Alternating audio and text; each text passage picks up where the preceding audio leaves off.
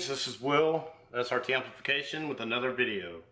And in our last video, I made mention of something that I was expecting in the mail.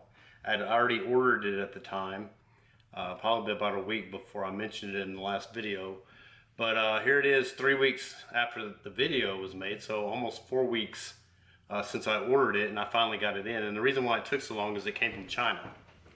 And if you remember, I mentioned that it had something to do with soldering. So we're going to take a look at it today, and I'm going to open it up right here. This is the package right here that it came in, and came through the China Post. Like I said, it took about 4 weeks to get here, but let's see what we have. Alright, so this is the item right here. It's what they refer to as an electric iron. Okay, 110 volts, 60 watts, and it says ultra fast heating thermostatic soldering iron.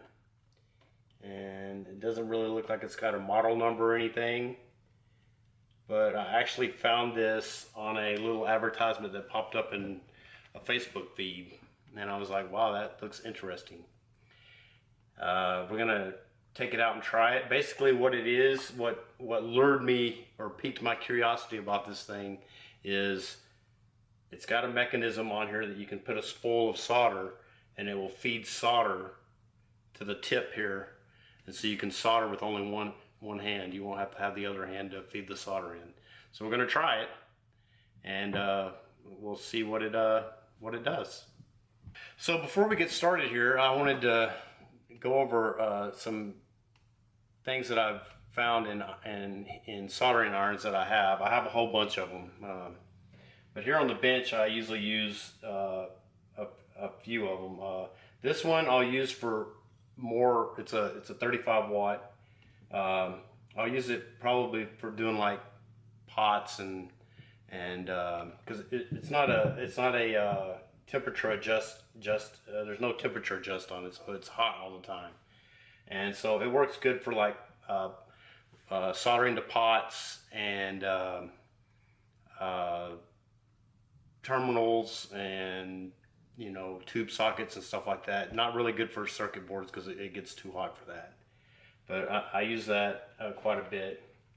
And then for my big stuff, I've got this Weller model 7200, and I use it for really big stuff. I like it because it's got the trigger, and you can turn it off and on. It's not always on all the time, and I use this for like my big stuff, and it works pretty well for like soldering to chassis or stuff like that, where you need a lot of heat because you have a lot of heat dissipation in a chassis and stuff like that. So it works pretty good.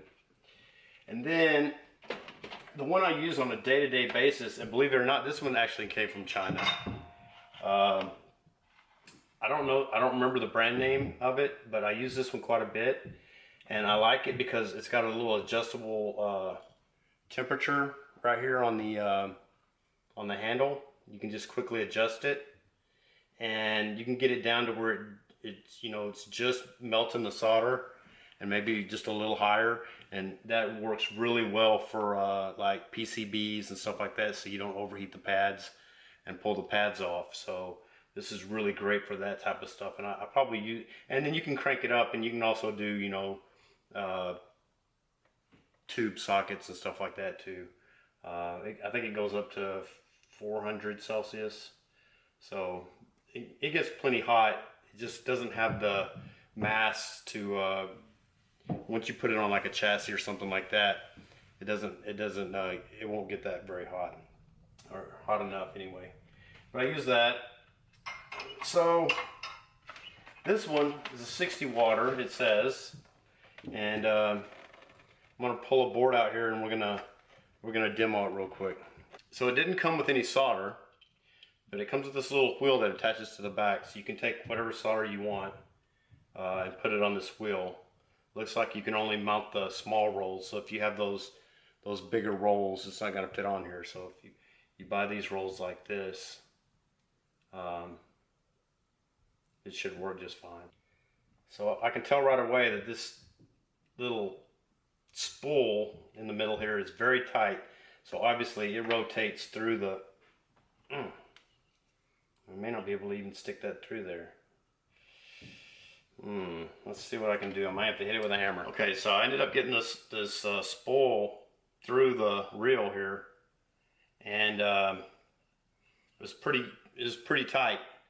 I ended up having to get a soft blow hammer and tapping it in there, but it did go through the reel all right. So then you just put this on here.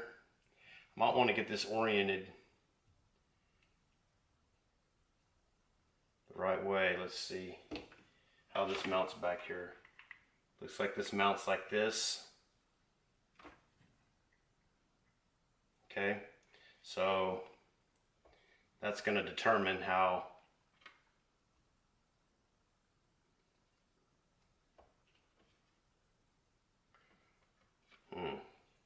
this thing doesn't come with any instructions per se, so yeah, it looks like it may feed in this way, so I'm going to mount it like this, I guess.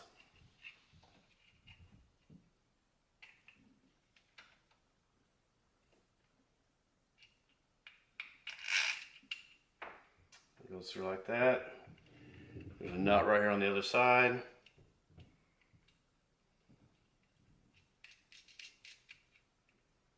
And voila. And it's tight.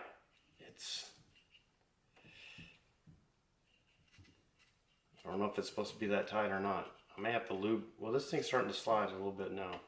I may have to lubricate this reel. Okay, so then this feeds through here.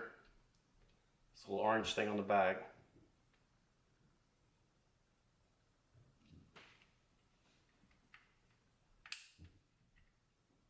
There's a little door that you take off here.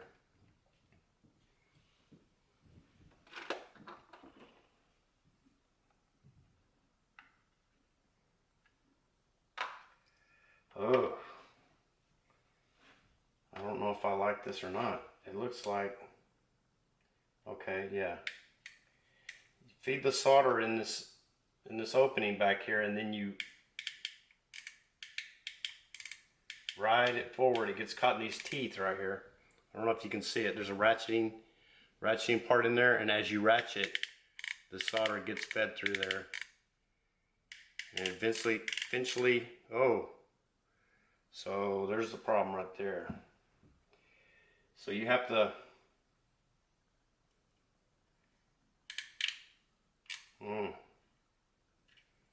make sure that solder gets fed through the next little loop, and this one didn't. So what I'm going to do, I'm going to cut this piece of solder off here.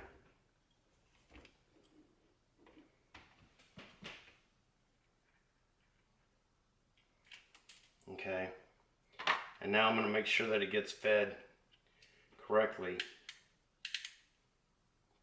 through that little loop here.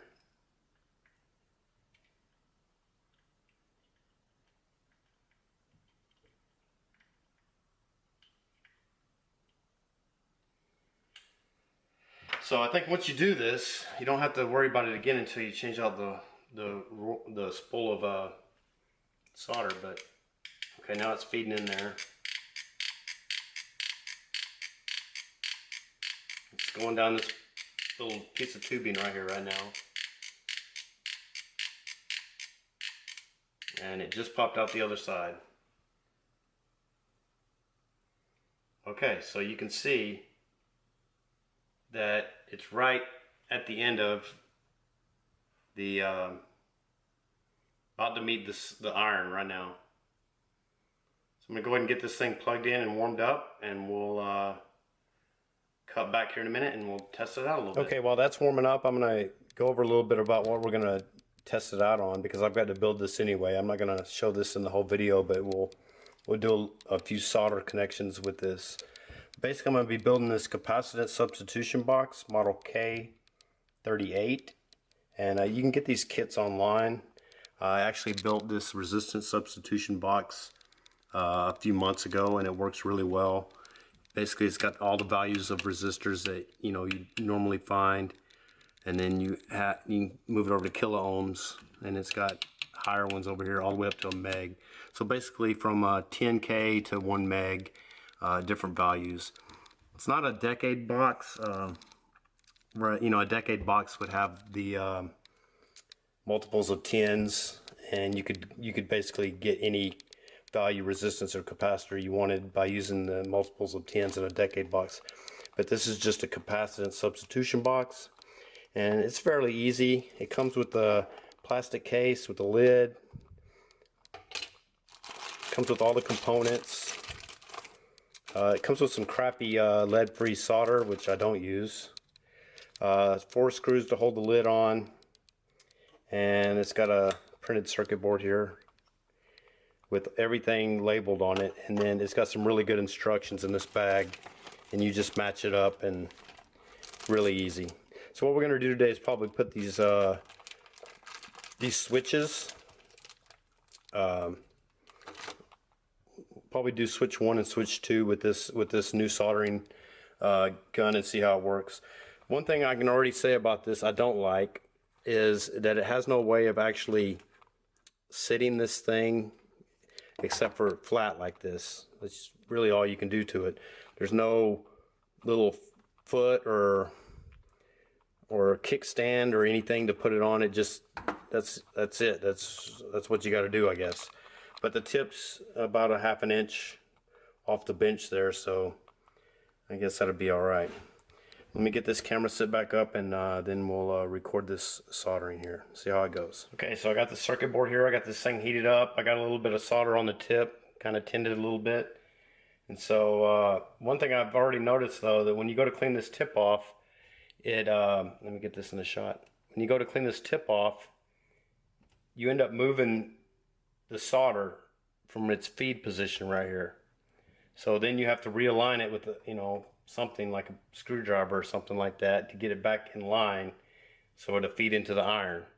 So that's kind of frustrating, but we'll see how it works here once you get it all set up.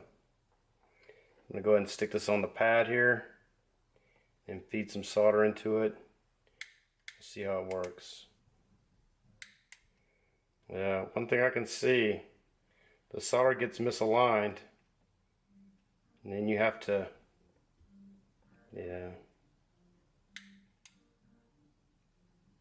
Okay, it did feed onto the pad.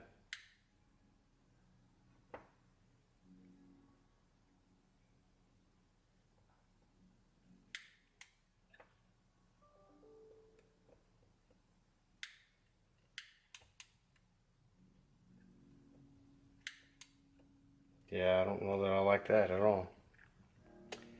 You can see the solder joint that it made there. Maybe. Not very good, really.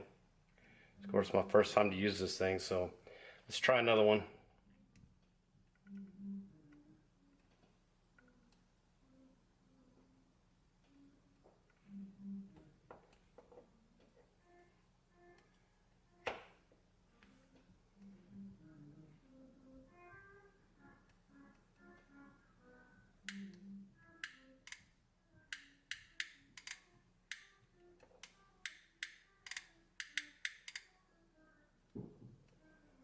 Okay, that one actually looked really good. If you can see that, let me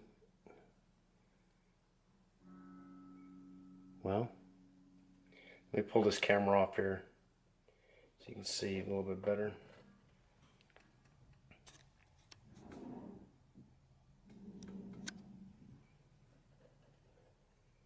You can see this first one here I tried, kind of popcorny. This one right here actually fed in really well. Let me just try one right here and see how it goes.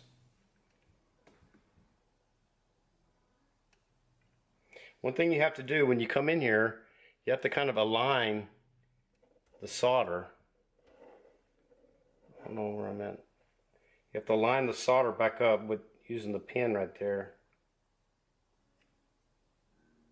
And then once you get the pad heated, pretty much feeds in there.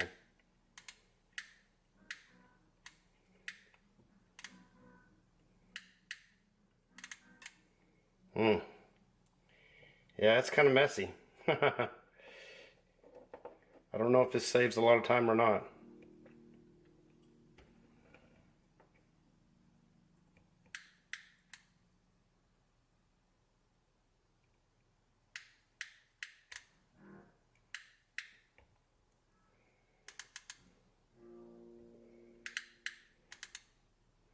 Okay, that one worked out good. So it's like every other one's working out good. I probably just need some practice with this thing.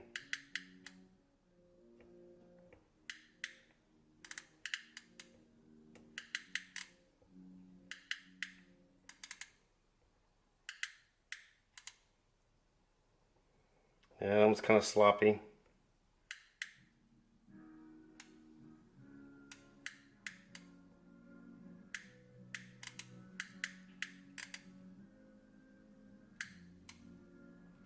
And that one looks good. Yeah, so about every other one I'm working on, kind of I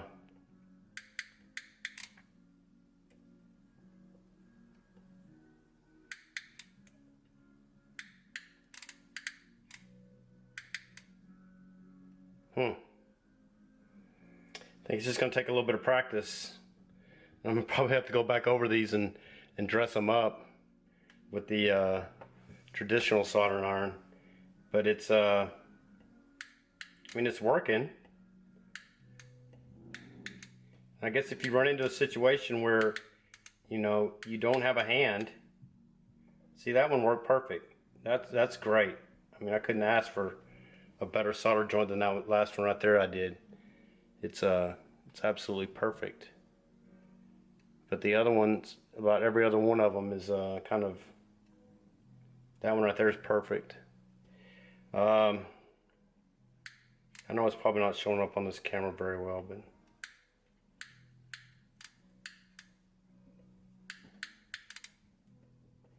I'm gonna go ahead and go around this whole thing, and then I'll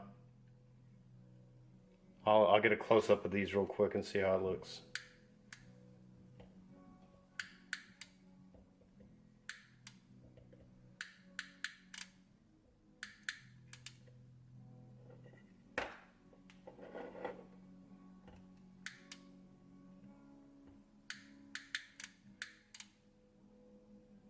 Thing about this being 60 watts, you don't want to keep it on the this pad very long. So I mean, you really get it on there, get this thing down. It's pretty hot. As soon as it hits, it's gonna start flowing that in there.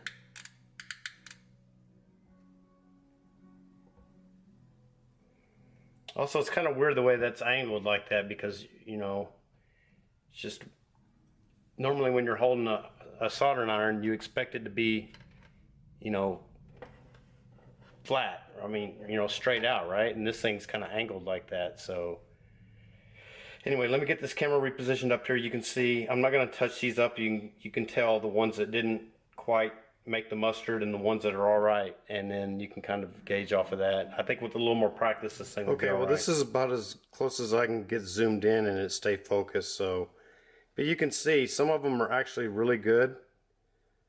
Some of those on the left-hand side, as I started getting a little more used to it, they actually started, you know, working a little bit better. You can see the first ones I did up here in the upper right are really bad. I'm gonna have to go back over those.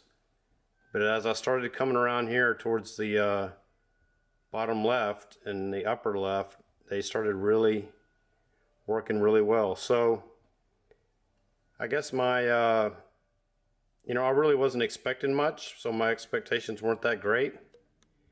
But I think with a little practice, this thing will work. And, you know, it may just be one of those things you have in your arsenal, in your little kit bag, that if you ever need a way of soldering, or, you know, some situation where you need to solder something and you don't have the use of the other hand, or you have to hold a piece with your other hand and you can't feed solder in it.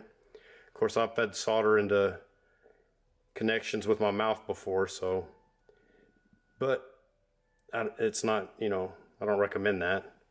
But this could make it easier for you. But it is going to take some practice, and I don't know how long this thing will last, actually. But, you know, it is what it is, and we'll see from, you know, there are some things I don't like about it. I already mentioned you know, the way you have to lay it down. I don't like that. Actually seems to lay better on this side because it keeps the tip off the bench a little farther than the other way. But if it had some kind of kickstand or something built into it, would be nice. Otherwise, I'm gonna have to buy a little, or make a little stand, I guess, to kind of kick it up on. You know, maybe something like this. You know, a little cradle for it to sit in or something. But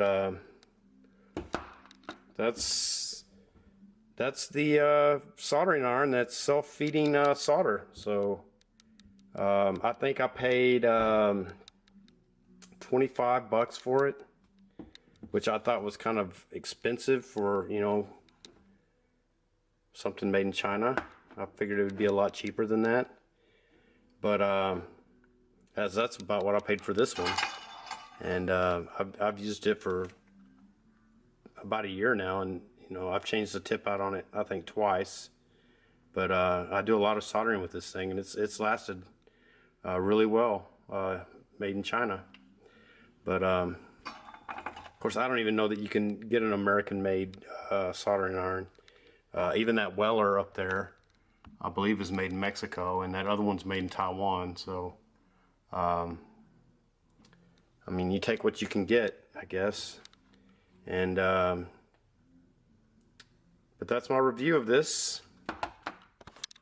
Okay, I also wanted to give a little update on the Thor Tusen amp, and it took me a while to get all the parts in that I need, and now that I finally have it, I've been working on it. I'm actually turning that amplifier into a Valco model. What is that model? I don't remember what the model is, this Valco amp. But it's going to be kind of a hybrid of Valco, an old early 60s model Valco, and a Fender style input. I don't like the way these inputs are coming into this Valco amp, so this is going to be different. But so far what I've done is I'm highlighting everything that I've done so far, and I'm pretty much done with the power amp section, and I'm tying everything into the inverter here, and then from there I'll just tie in the next stages.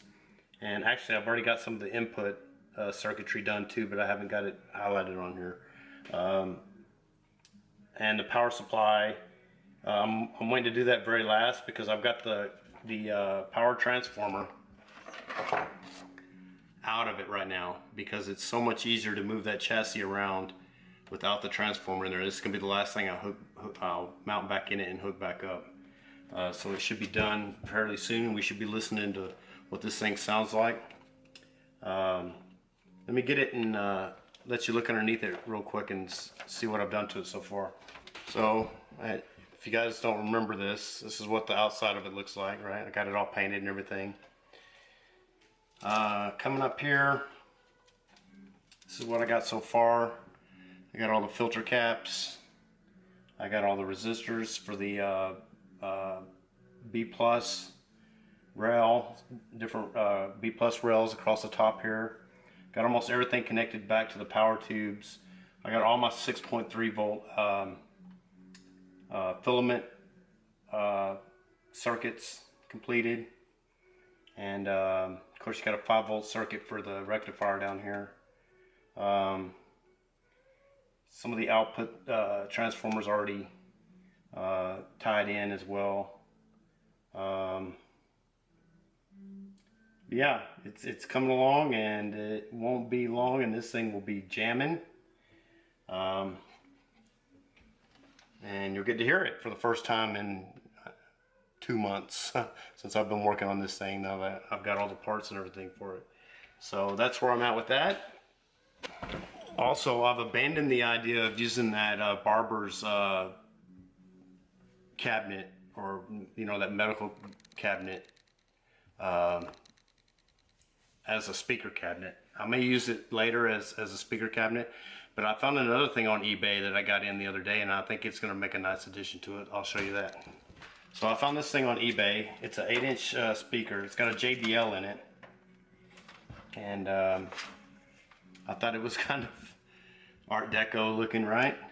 And I think I'm going to take the grill and the speaker and everything off and paint this the same color blue, and then it's going to mount on top of that Thor Tusen chassis. So little 8-inch speaker. It's a JBL. I think it's a JBL. Jensen. I'm sorry. It's a Jensen. It's a Jensen speaker inside here. A little 8-inch Jensen. So that's what's going to mount on top. This is going to be the same color blue. I think it's going to look really great on top of it. And I just think the metal is what I needed for this amp, and not that wood. That wood may, like I said, I'll probably turn it into a speaker cabinet.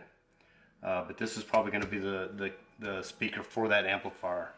And then I'll also have an external speaker jack as well that you can put it into whatever cabinet you want. But I think this is going to make a nice addition to the top of it. It'll also cover up that spot on the top where they had mounted that record player turntable mechanism on the top there too. So this will work out perfect, and it's pretty lightweight as well. So I think it's a great fit. But all right, that wraps today's episode up, and thank you for watching. And if you haven't already, go ahead and hit subscribe down there and like this video, and tell your friends about this video so they can enjoy what I'm doing here. I'm getting into, I'm finishing up some projects now that I got my lab or my workbench set up the way I want it, and I'm in here every day working now, whereas before I was in here working on getting this place ready instead of actually working. So I'm actually getting some work done. I've got a few customers and stuff that I've already done work for here in the local area that have reached out to me. So I'll have a lot more things on the bench that I'll be showing you, as well as customer stuff as well. So the other day I just repaired a guy's TV, and one of those new 4K flat screen TVs and everything, which I don't really like working on that stuff because it's just a bunch of disposable circuit boards and stuff. But I was able to get in there and actually fix his problem on his circuit board, so he was happy, and I got to do something that I don't normally do, so that was good. But go ahead and hit subscribe if you haven't already, and like my channel. I'm gonna have a lot more things coming your way.